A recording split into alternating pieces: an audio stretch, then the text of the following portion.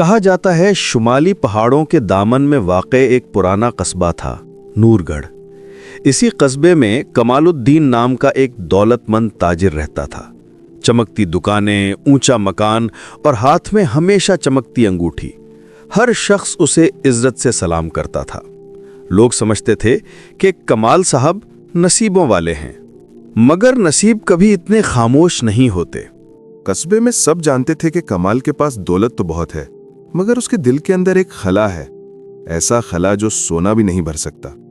ان کے گھر میں 2 بیٹے تھے، ایک نوجوان جو کاروبار میں ہاتھ پٹاتا، دوسرا تعلیم کے لیے شہر میں رہتا۔ بیوی نیک تھی، مگر چہرے پر ہمیشہ ایک انجانی تھکن بسی رہتی تھی۔ کمال کا گھر باہر سے ایک محل لگتا تھا، لیکن دیواروں کے اندر چیخوں، بھینسوں اور الزاموں کی گونج سنائی دیتی تھی۔ کبھی بیٹے کا باپ سے جھگڑا، کبھی ماں کی دعاؤں میں آنسو۔ یوں لگتا تھا جیسے دولت کے ساتھ کوئی سایہ بھی آ گیا ہو جو سکون نگل گیا ہو۔ ایک دن کمال شہر گیا سامان خریدنے۔ شہر کی قدیم جامع مسجد میں ایک بزرگ کا چرچا تھا، فقیر رحمت شاہ۔ کہا جاتا تھا کہ وہ لوگوں کے دلوں کی بات جان لیتے ہیں۔ کمال نے سوچا، چلو دیکھتے ہیں، شاید میرا سکون بھی کسی دعا میں چھپا ہو۔ نماز کے بعد وہ آہستہ آہستہ ان کے قریب گیا۔ حضرت، میرا نام کمال الدین ہے، میرے پاس سب کچھ ہے، مگر دل بے چین رہتا ہے۔ گھر میں لڑائیاں، بیماریاں، نفرت جیسے برکت روٹ گئی ہو۔ فقیر رحمت شاہ نے آنکھیں بند کیں، چند لمحے خاموش رہے، پھر نرمی سے بولے، بیٹا تمہاری کمائی صاف ہے؟ کمال نے چونک کر کہا، میں تجارت کرتا ہوں، غلہ بیچتا ہوں، کپڑا، نمک، گھی، سب جائز چیزیں، حرام کا تو سوال ہی نہیں۔ فقیر نے سر ہلایا، چیزیں حلال ہو سکتی ہیں، مگر نیت، ناپ تول، فائدے کی حد، کبھی کسی کی مجبوری سے فائدہ اٹھایا ہے؟ اگر ہاں تو سمجھ لو تمہاری کمائی میں زہر شامل ہو چکا ہے، اور جس رزق میں زہر ہو وہاں سکون نہیں رہتا۔ کمال کے دل پر جیسے بجلی گری۔ وہ بولا، میں کیا کروں حضرت؟ فقیر نے کہا، اب 1 مہینہ اپنی دکان پر ویسے ہی کام کرنا، لیکن اس دوران جتنا بھی کماؤ گھر میں 1 پیسہ نہ لانا۔ مہینے کے آخر میں سب کچھ میرے پاس لے آنا۔ کمال کے دل میں شک ابھر آیا کہ یہ بزرگ آخر میرے پیسے کیوں مانگ رہے ہیں؟ یہ کون سا علم ہے جس سے وہ رزق کا زہر پہچانیں گے؟ لیکن پھر بھی اس نے وعدہ کر لیا۔ پورا مہینہ وہ کمائی جمع کرتا رہا، ہر سکہ، ہر نوٹ ایک تھیلی میں بند کرتا۔ دل میں ہر روز جنگ ہوتی، کیا یہ آزمائش ہے یا کوئی فریب؟ مہینہ گزرا، تھیلی بھری، شہر کی طرف نکلا تو راستے میں بارش ہونے لگی۔ پہاڑوں کے پیچھے سورج ڈوب رہا تھا اور اس کے دل میں سوالوں کا اندھیرا بڑھتا جا رہا تھا۔ آخرکار وہ مسجد پہنچا۔ فقیر احمد شاہ مصلی پر بیٹھے تسبیح پڑھ رہے تھے۔ کمال نے ادب سے سلام کیا۔ فقیر نے چہرہ اٹھایا اور مسکرا کر بولے، میں تمہارا انتظار کر رہا تھا بیٹا۔ آج تم میرے پاس پیسے نہیں لائے بلکہ اپنی آزمائش لائے ہو۔ اب دیکھتے ہیں تمہارے اندر کا زہر کتنا گہرا ہے اور علاج کتنا مشکل۔ کمال الدین کے ہاتھ لرز گئے۔ فقیر رحمت شاہ کے الفاظ اس کے دل کے اندر تک اتر چکے تھے۔ تمہارے دل میں شک ہے بیٹا، اور یہ شک خود تمہاری بے برکتی کی جڑ ہے۔ کمال سوچنے لگا، میں نے تو دل ہی میں سوچا تھا، پھر انہیں کیسے معلوم ہوا؟ وہ چند لمحے خاموش کھڑا رہا، پھر ادب سے تھیلا ان کے سامنے رکھتے ہوئے بولا، حضرت، یہ ہے میری دکان کی پچھلے مہینے کی کمائی، پورے 400 اشرفیاں۔ فقیر نے مسکرا کر تھیلا لے لیا۔ ٹھیک ہے، اب تم نماز پڑھو، تھوڑا وقت دو، پھر آ جانا۔ کمال نے سر جھکایا اور مسجد سے باہر نکل آیا۔ شہر کی گلیوں میں روشنی ماند پڑ رہی تھی۔ اس نے چند ضروری چیزیں خریدیں، گھوڑے کو سرائے میں باندھا اور نماز کے وقت واپس آیا۔ فقیر مصلی پر بیٹھے تسبیح پڑھ رہے تھے۔ کمال ان کے سامنے مؤدب بیٹھ گیا۔ فقیر بولے، بیٹا اب یہ تھیلا لو اور اگلے پورے مہینے صرف انہی اشرفیوں سے خرچ کرنا، 1 سکہ بھی اس کے علاوہ مت چھونا۔ مہینہ پورا ہو تو نئی کمائی لے آئے نا۔ کمال نے سر جھکا کر تھیلا لیا، مگر باہر نکلتے ہی دل میں ایک نیا وسوسہ جاگا۔ تھیلا کچھ ہلکا سا محسوس ہو رہا تھا۔ کیا فقیر صاحب نے کچھ رکھ لیا؟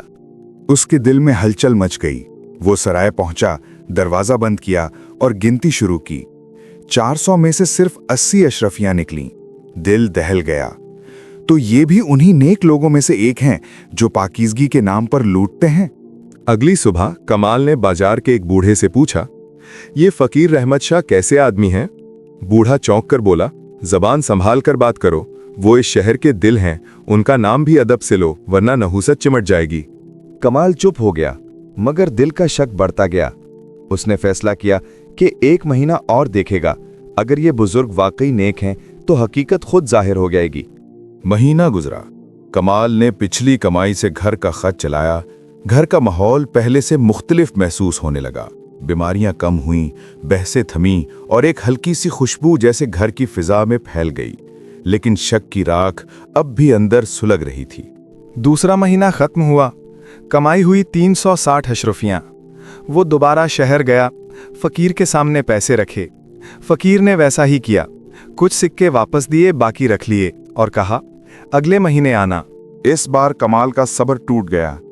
गुस्से में वो काजी के दरबार पहुंचा, सारा वाकया बयान कर दिया।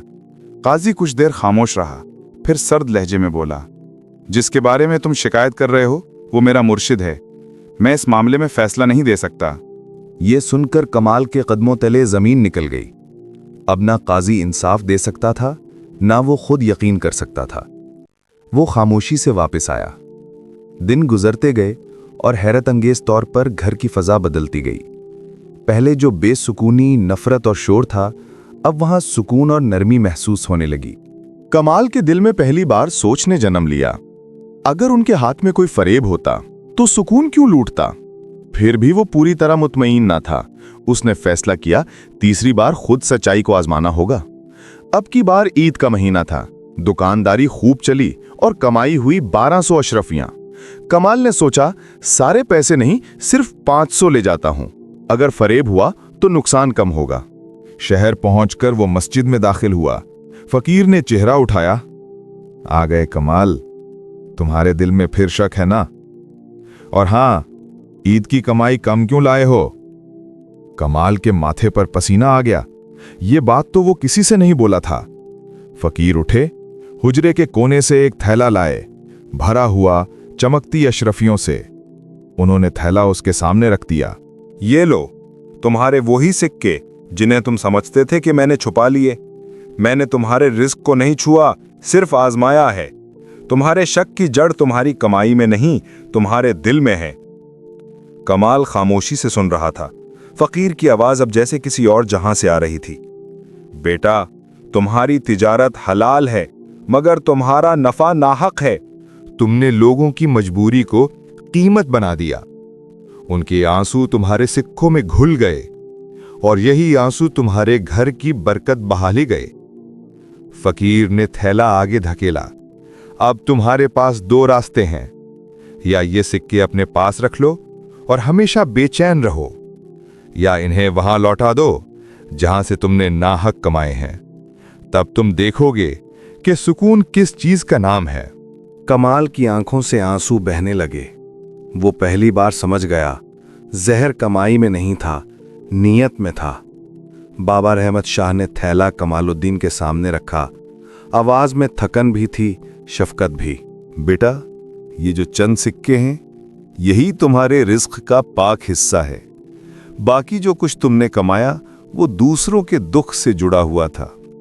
जुल्म का पैसा हमेशा दिए की रोशनी खा जाता है। कमालुद्दीन ने नजरें झुका लीं। हाथों में लर्जिश थी, आंखों में नदामत।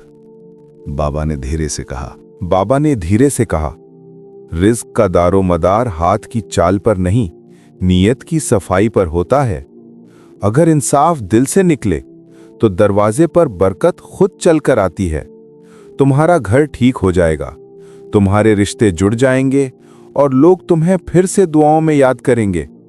फिर बाबा ने थैला आगे बढ़ाया, ये लो, वापस जाओ और वादा करो कि अब किसी के हक पर बोझ नहीं बनोगे।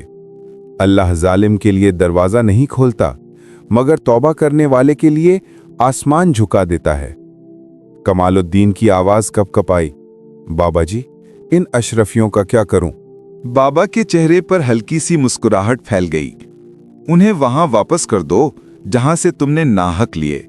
जब कोई ग्राहक आए तो उसके हाथ में 2 सिक्के रख देना और सिर्फ इतना कहना कि ये तुम्हारा हक था। तुम देखोगे जमीर हल्का होगा, दिल नर्म पड़ जाएगा। कमालुद्दीन की आंखों में आंसू भर आए। बाबा जी, आपको कैसे मालूम हुआ? बाबा ने मुस्कुराते हुए आसमान की तरफ देखा। जिसने हराम से बचाकर उम्र गुजारी हो, उसे हलाल और हराम की खुशबू अलग पहचान में आ जाती है। अल्लाह ने वो आंख दी है जो जाहिर से नहीं, नियत से देखती है। अब जाओ और अपने हाथों से इंसाफ का तराजू सीधा कर दो। कमालुद्दीन ने बाबा के हाथ चूमने चाहे, मगर वो भूले, मुझे नहीं, उस रब का शुक्र अदा करो जिसने तुम्हें लौटने का हौसला दिया। रात के वक्त जब कमालुद्दीन गांव लौटा, हवा में नमी थी, मगर दिल में एक अजीब सी गर्मी थी। हर कदम के साथ नदामत घुलती जा रही थी। अगले दिन उसने अपनी दुकान पर नर्ख बदल दिए। आवाज में नरमी, बोल में रहम और हर खरीदार के साथ इंसाफ की मिठास। चंद हफ्तों में पूरा गांव बदल गया। लोग कहते, कमालुद्दीन अब वो नहीं रहा, और वो खुद सोचता, मैं बदला नहीं, मैं जाग गया हूं। अब कमाई थोड़ी थी, मगर दिल पुरसुकून। रात को जब चूल्हा जलता, कमालुद्दीन आसमान की तरफ देखकर मुस्कुराता। बाबा जी ठीक कहते थे, रिज्क की पाकीज़गी रुपए में नहीं, नीयत में होती है। सबक आमोज पैगाम, नाहक कमाई चाहे सोना हो, आखिरकार जंग बनकर लौटती है। ईमानदारी का एक लुकमा भी जहर भरे खजाने से बेहतर है। इंसाफ सिर्फ अदालत का नहीं, ये दिल, जबान और हाथ का भी होता है। जब नीयत साफ हो जाए तो किस्मत खुद रहम बन जाती है।